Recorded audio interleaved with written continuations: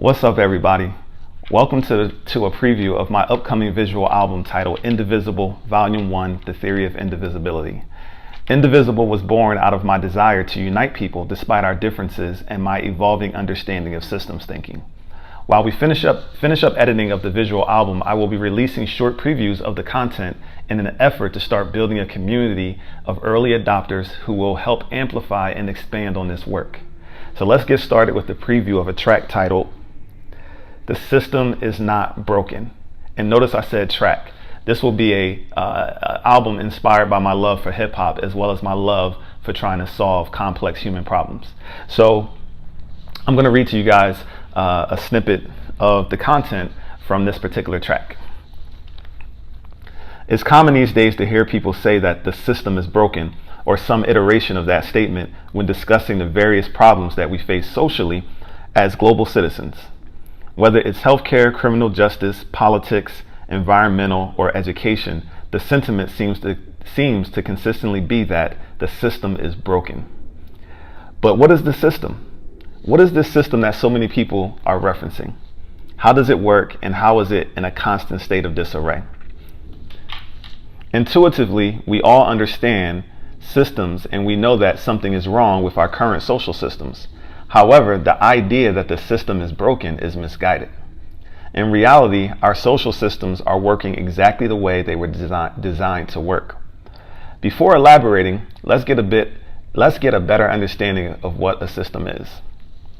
In the book, Thinking in Systems, Donella Meadows explains the following. A system is an interconnected set of elements, people, cells, molecules, companies, beliefs, anything, organized to perform whatever functions are required to achieve something. The human body is a great example of a complex system. The human body consists of integrated, interconnected, and self-sustaining systems that all work together cooperatively to maintain life. We have the respiratory system, the nervous system, the neurological system, the skeletal system, digestive system, and many more.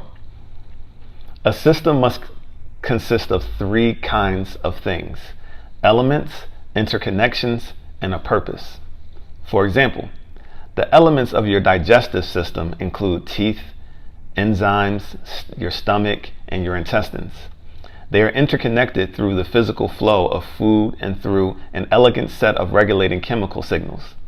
The purpose of this system is to break down food into its basic nutrients and to transfer those nutrients into the bloodstream, while also discarding unusable waste. So we talked about the elements, we talked about the interconnections, and we talked about the purpose. That's what makes up a system. All systems have those three things. So who broke the system? Well, in Thinking in Systems, the book that I just referenced, that's right here, by the way, Donella Meadows explains how she uses a slinky when teaching about systems.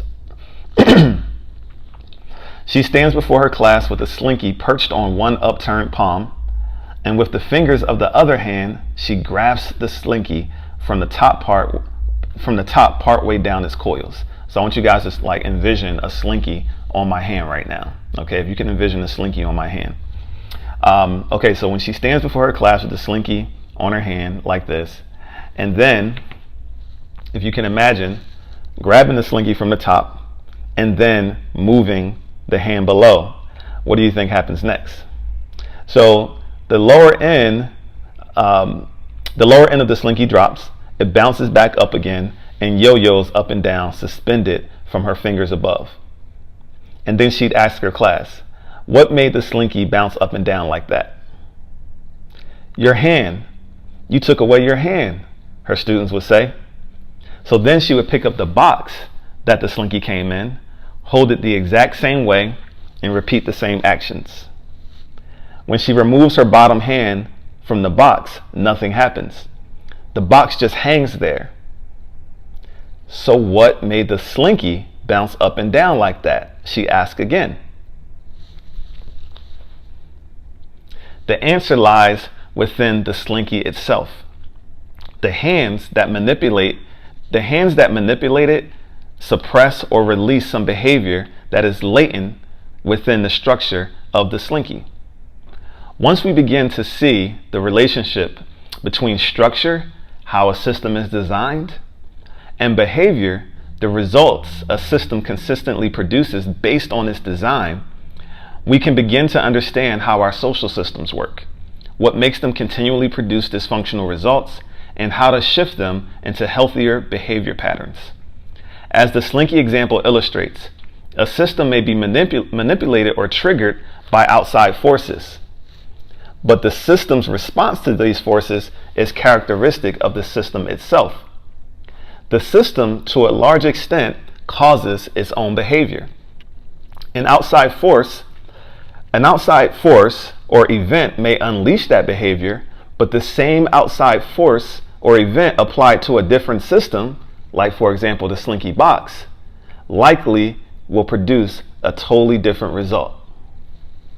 So that's it for now. I hope you got something out of that. You can leave any questions you may have or any comments on that little bit of snippet of content.